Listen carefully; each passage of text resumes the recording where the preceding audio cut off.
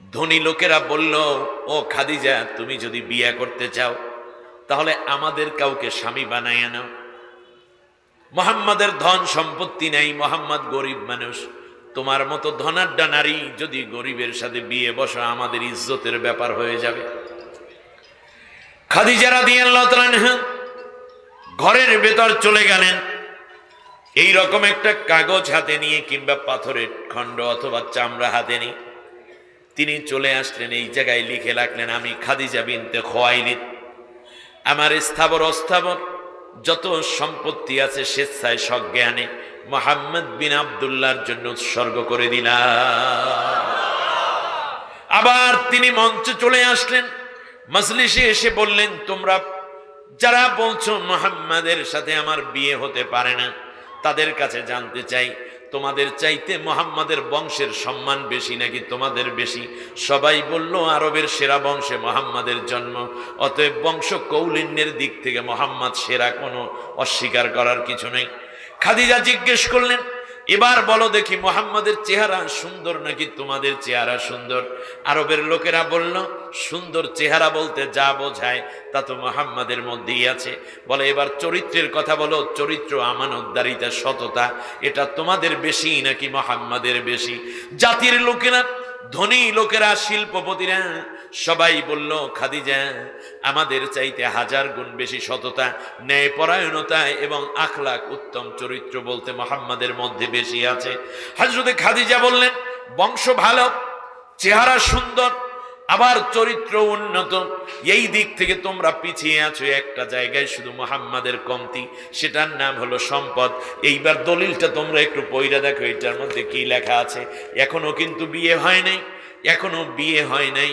শুধুমাত্র আল্লাহর নবীর গুণে মুগ্ধ হয়ে, আল্লাহর নবীর চরিত্রে মুগ্ধ হয়ে খাদিজা রাদিয়াল্লাহু তাআলা আনহা সব সম্পত্তি লিখে দিলেন। এবার লোকেরা পড়ে খুব অ্যাস্টনিশড হলো, খুব আশ্চর্যান্বিত হলো, আর সব সম্পত্তি মুহাম্মাদের হয়ে গেছে। সেই সময়ে খাদিজা রাদিয়াল্লাহু আনহার 1000 কোটি টাকার সম্পত্তি ছিল। আমার ভাইরা, এখন খাদিজা জিজ্ঞেস করেন, বলল, তোমরা বলো দেখি মুহাম্মদ এখন গরিব না ধনী? বলল, মুহাম্মদ অনেক ধনী। বলেন, তাহলে আর কোনো কথা নাই, মুহাম্মাদের সাথে আমার বিয়ে হবে।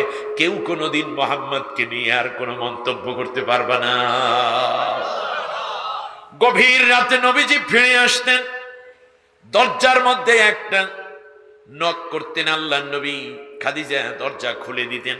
একদিন জিজ্ঞেস করলেন, খাদিজা গো, গভীর রাত্রে সব মানুষ ঘুমাইয়া যায়, তুমি কি ঘুমাও না? প্রতি রাত্রি তো দিনের দাওয়াত দিয়ে ফিরতে দেরি হয়ে যায়, তোমার কি কষ্ট হয় না? হযরতে খাদিজা চোখের পানি ছেড়ে নবীর কপালে চুমু খেয়ে বলল, ইয়া রাসূলুল্লাহ, স্বামী যার ঘরের বাইরে থাকে, স্ত্রী আরাম করে কেমনে বিছনায় ঘুমায়? আমার সন্তানদেরকে আমি রাতের বেলায় খাওয়াইয়া ঘুম পাড়াইয়া দেই। এই যে ফাতেমা, কুলসুম, জয়নব, রুকাইয়া, এদেরকে ঘুম পাড়াইয়া দেই। আমার ঘুম যদি আসে আমি মনে মনে ভয় পাই, মনে মনে আশঙ্কা জাগে। আমি যদি ঘুমাইয়া পড়ি, আপনি যদি এসে দরজার মধ্যে বারবার নক করেন, একটা ডাকের কারণে, এক ডাকে যদি দরজা খুলে দিতে না পারি, ঘুমের কারণে যদি দ্বিতীয় ডাক দেওয়ানো লাগে, কিয়ামতের দিন আল্লাহ যদি জিজ্ঞেস করেন, আমার নবীকে ঘরের বাইরে রেখে আরামের বিছনায় কেমনে ঘুমাইছো খাদিজা? দ্বিতীয় ডাকের জন্য আল্লাহর কাছে আমি অপমানিত হয়ে যাব, বেইজ্জতি হয়ে যাব। একদিকে আল্লাহর ভয়, আর একদিকে আপনার মহাব্বত নিয়ে দাঁড়াইয়া থাকি, দরজার সাথে পিঠ লাগাইয়া দাঁড়াইয়া থাকি। একটা ডাকের সাথে সাথে যেন দরজা খুলে আপনাকে আমার ঘরে তুলে নিতে পারি। এই খাদিজা কেমন ছিল? আমি শুধু 2-1টা ঘটনাই বলতে পারছি।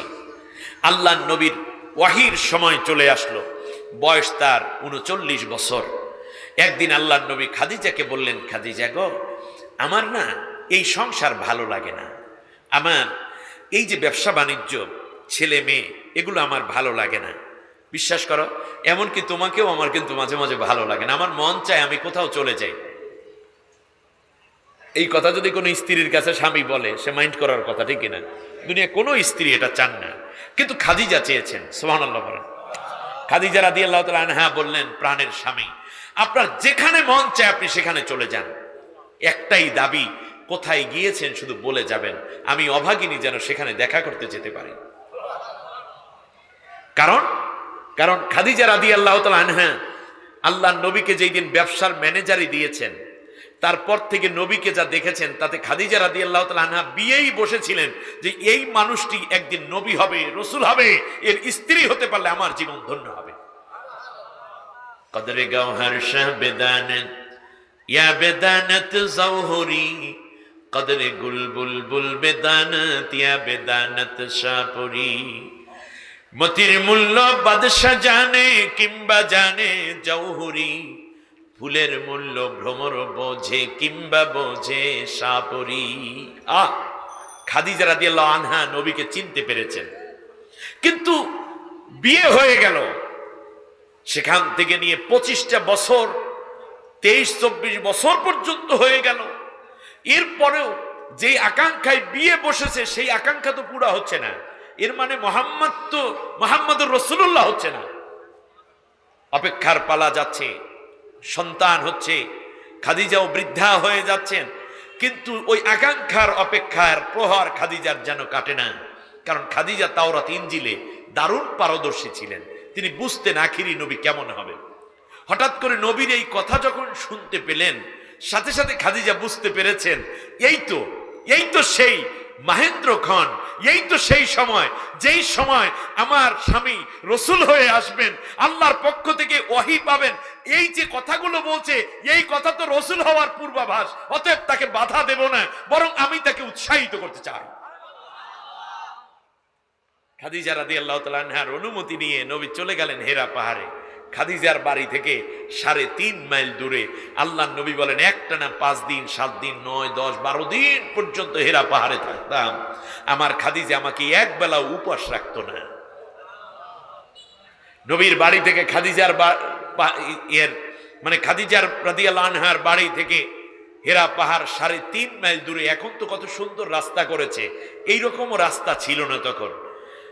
55 বছর বয়সের এক বৃদ্ধা নারী আঁচলের নিচে করে পাহাড়ের উঁচু নিচু পথ বেয়ে বেয়ে প্রতি বেলায় খাবার নবীর জন্য নিয়ে বহন করে যেতেন।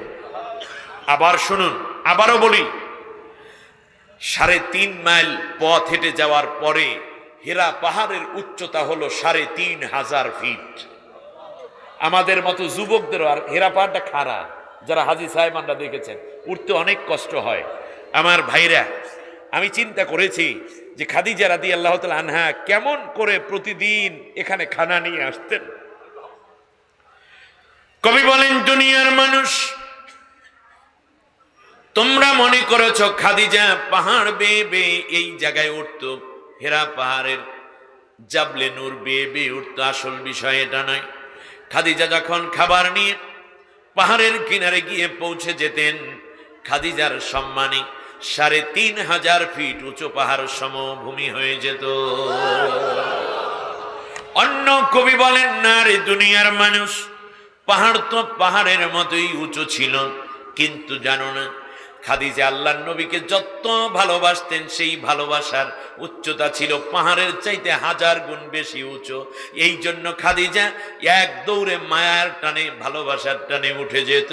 খাদিজার একটুও কষ্ট মনে হতো না। সুবহানাল্লাহ। এই খাদিজাও ইন্তেকাল হয়ে গেলেন। ইন্তেকাল হওয়ার আগে নবুয়তের 10ম বছর, আপনারা শুনতেছেন আমার কথা, নবুয়তের 10ম বছর, ওই যে চাচা, দরদি চাচা, উনিও মারা গেলেন। আর এই খাদিজা রাদিয়াল্লাহু তাআলা আনহাও মারা গেলেন। মরার আগে আল্লাহ নবী এশা সালাত আদায় করে ঘরে ফিরলেন। ফেরার পরে সাহাবীদের সাথে কথা বলে দেখতেছেন ঘরের মধ্যে জান্নাতের ঘেরান মৌ মৌ করছে। নবীজি যখন ফিরে আসলেন, খাদিজা হাত দিয়ে ইশারা করলেন। নবীজি সাল্লাল্লাহু আলাইহি ওয়াসাল্লাম খাদিজার পাশে বসলেন।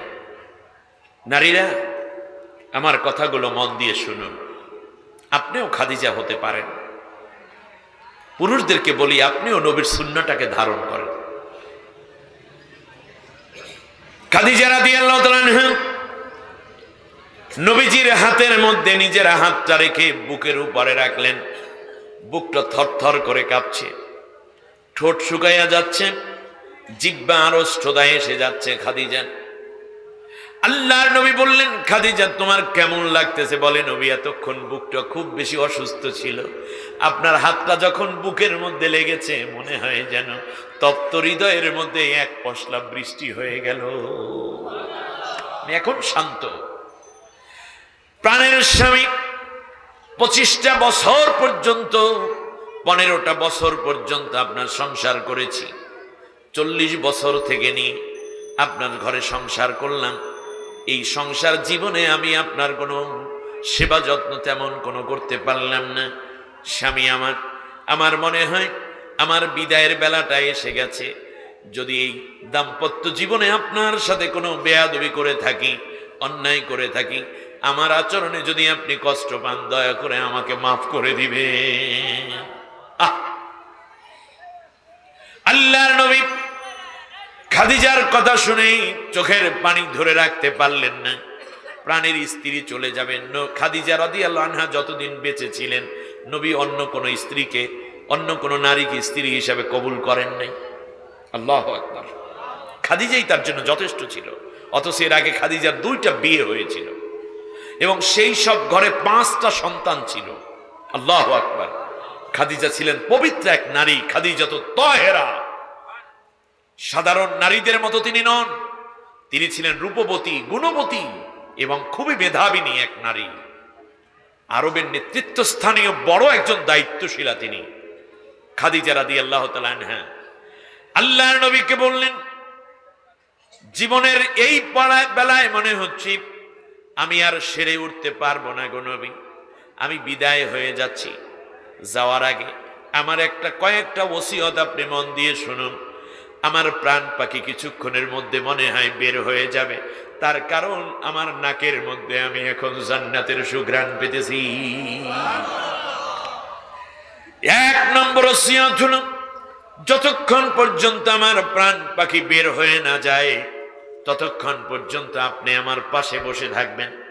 তার কারণ আপনার চেহারা মোবারক দেখতে দেখতে যদি আমার প্রাণ পাখিটা বের হয়ে যায় তাহলে মৃত্যুর কোনো কষ্ট আমার অনুভূত হবে না,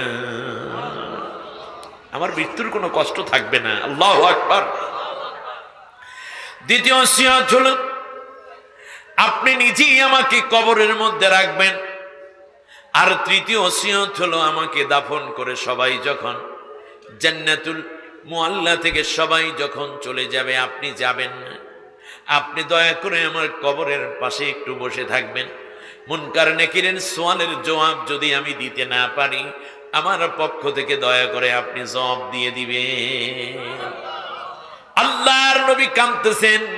খাদিজা বললেন, নবী কাঁদবেন না, আল্লাহর হাতে আপনাকে সুপুর্দ করে গেলাম।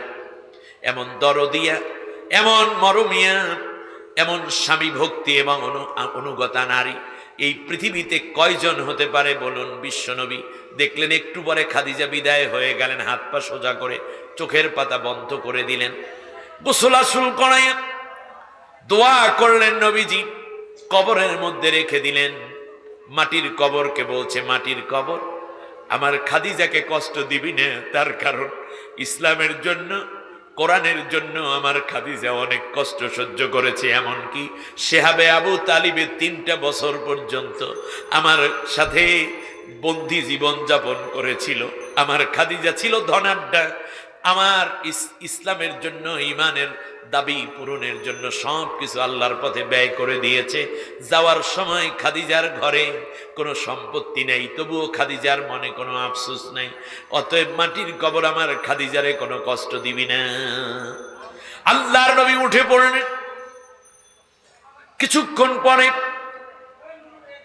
কত মানুষ আসে কবরের পাশে। নবী বললেন, সবাই চলে যাও। বেশ কিছুক্ষণ থাকার পরে আল্লাহর নবীর সামনে জিবরিল হাজির। বললেন, নবী এখানে বসা কেন? বলল, খাদিজার মুনকার নেকিরের সওয়ালের জবাব। বলল যে এই পৃথিবীতে যেই নারী তার স্বামীর প্রতি এত আনুগত্য দেখায়, যেই স্ত্রীর প্রতি স্বামী এত রাজি থাকে, যেই স্ত্রীর প্রতি স্বামী এত খুশি থাকে, বিশ্বনবী যার জন্য দোয়া করে, আর যেই নারী তার গোটা জিন্দিগির অর্জিত সম্পত্তি ইসলামের জন্যই দিয়ে যায়, এই স্ত্রীর এই নারীর সোয়ালের জবাব আপনারও দেওয়ার দরকার নেই, আল্লাহ রব্বুল আলামিনের পক্ষ থেকে সোয়ালের জবাব হয়ে গেছে। খাদিজার রুহুকে আল্লাহ রব্বুল আলামিন জান্নাতে পৌঁছাইয়া দিয়েছে। সুবহানাল্লাহ।